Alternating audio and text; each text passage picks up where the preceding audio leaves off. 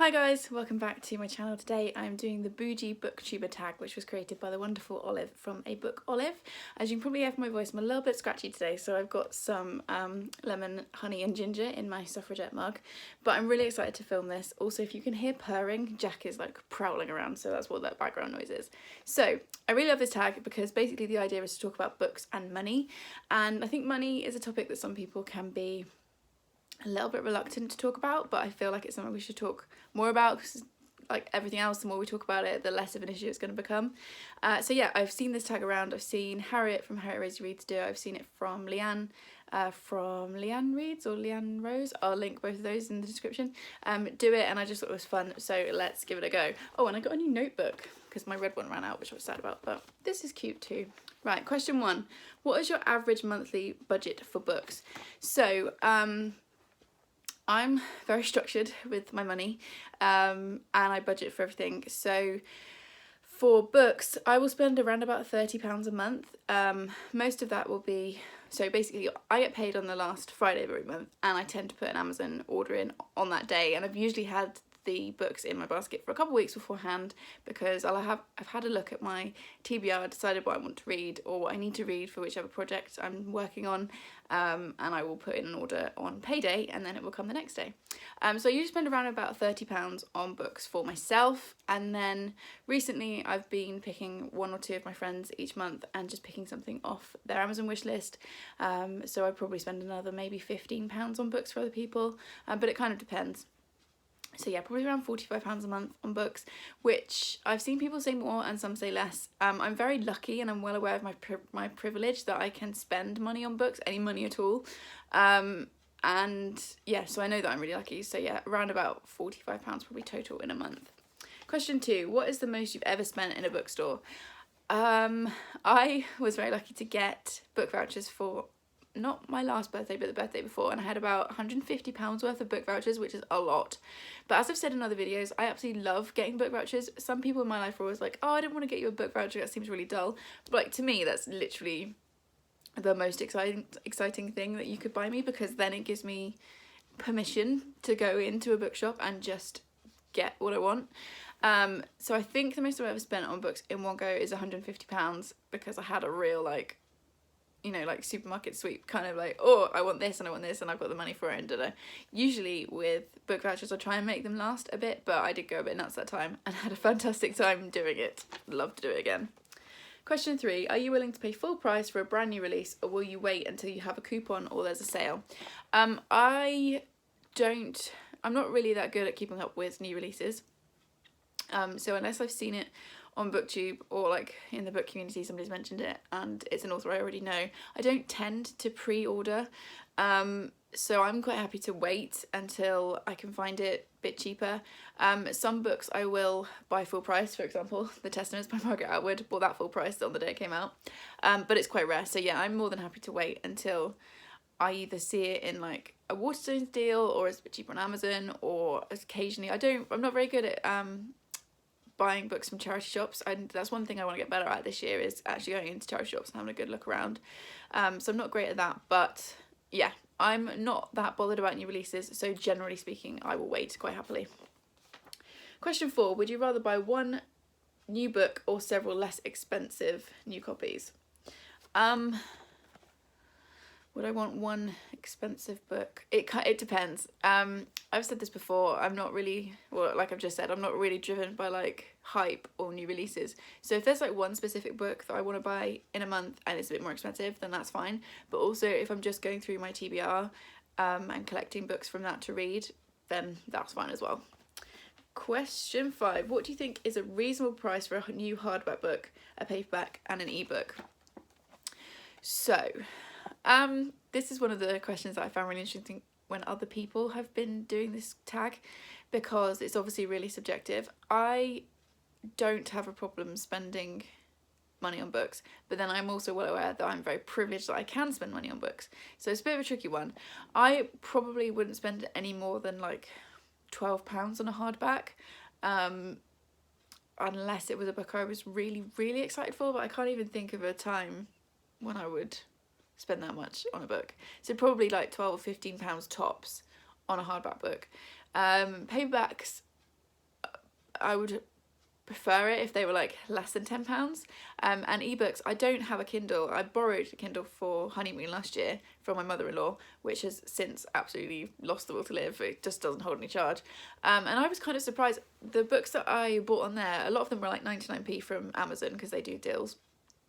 But spending like more than, I was looking through like other books that were available, and for me spending more than like £3 or £4 on an ebook just doesn't feel right. That feels expensive. And I realise that there's still overheads, and obviously the author needs paying, everyone needs paying, everyone's trying to make money.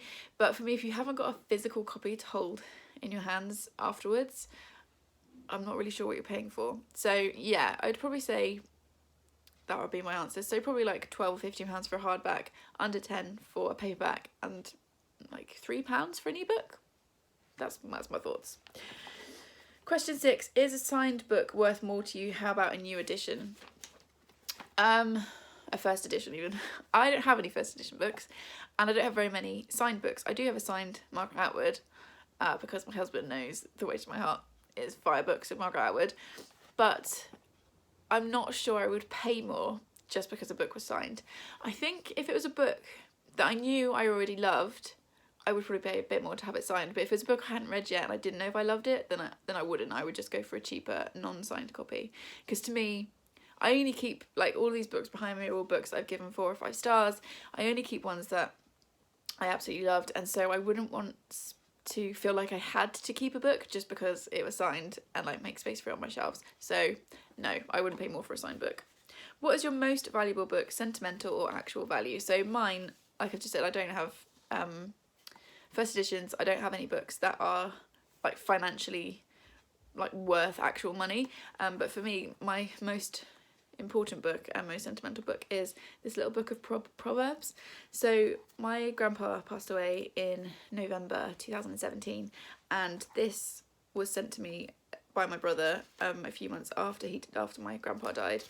My brother had been like helping my grandma clear out his things, and this was his, and it was sent to me along with a tie-pin that Gary wore on our wedding day so that my grandpa could be part of the wedding, and this sits on my shelf and I see it every day. I haven't actually been able to bring myself to read it yet, and it's really, as you can see, it's like really battered, and I'm slightly scared that if I read it too much it will fall apart. But for me, this is the most valuable book, most important book in my collection, and it's one that I'm really, really happy to have. Next question is, will you pay more for a cover or an edition that you like better? Yes, I will. I love having pretty books, and I realise that's shallow, but it's just how I feel. So, for example, this edition of The Illumination of Ursula by Anna Marie Crowhurst is absolutely stunning. I won it in a Bookstagram giveaway. It's obviously the hardback. It's just the most beautiful book. I've also seen the paperback edition. I've seen Harriet with that on her channel, and it's nice, but I just don't think it's as nice as this, and I personally have a nicer reading experience if the edition I'm reading is pretty. And yes, I know that's really shallow, but I personally just love like the end pages, and yeah, I love this book anyway. But I will pay more money for a nicer edition, especially, again, like I said, if it's a book I've already read. For example, like I've got the complete Jane Austen collection there. I've read all of them years ago. These books I won't actually physically read because, as we all know, I crack spines and dog ear pages, and these are too pretty for me to wreck them. But I bought them because I love the books and they're really pretty editions. So there we go. I'm super shallow. That's what we're learning from this tag. Question 9. What physical characteristics does a good quality book have? Now, I prefer hardback books. I'm just going to hold this one up again as an example. I prefer hardback books. I prefer reading hardback books. I know they're more difficult to transport, so I won't usually carry around a hardback in my bag. I will usually have a paperback on the go, but I just prefer them. I think it's also because, like I said, I crack spines, and you can't tell with a hardback book if I've cracked the spine, so it just looks nicer on the shelf. So personally, I prefer a hardback. I prefer a good quality, like good nice thick paper.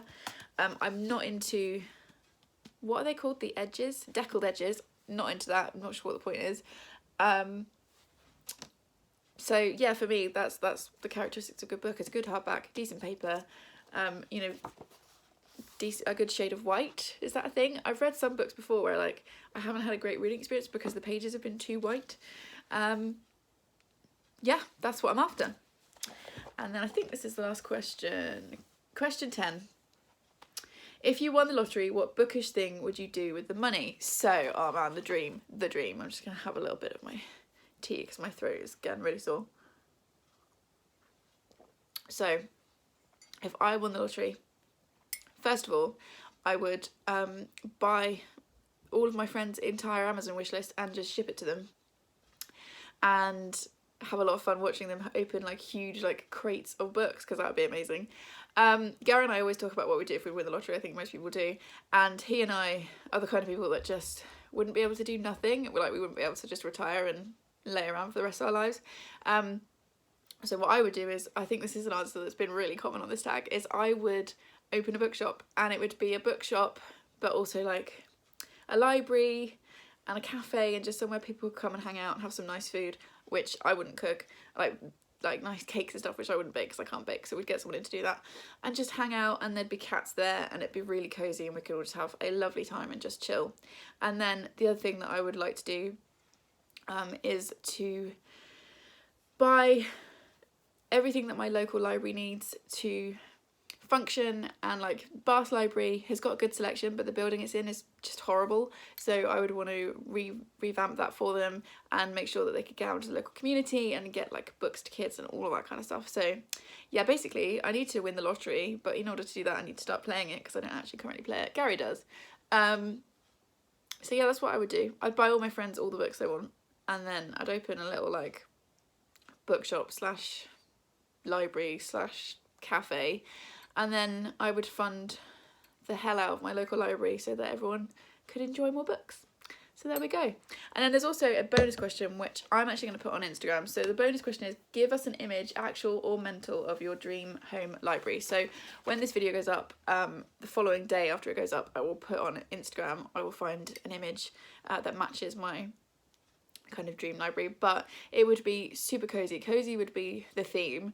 It would be small, floor to ceiling, wall to wall bookcases, which I would have in rainbow colours, and I'd have a nice like deep leather chair, blanket, fireplace, big thick curtains, lovely. And that would be my perfect home space, which hopefully one day I will make into reality. And then finally, I'm going to tag 3 people because I'd be really interested to see your answers to these questions. So I'm going to tag Faye from Miss Date with a Book. I'm going to tag Shannon from 155 Books, and I'm going to tag Hilary from Melted Books, because yeah, I'd really like to see what your answers are. I hope this has been interesting, and I apologise if my voice sounds a bit weird, but I really enjoyed doing this. So thank you, Olive, for creating this tag. It was a lot of fun, and I will see you guys in the next one. Thanks guys, bye.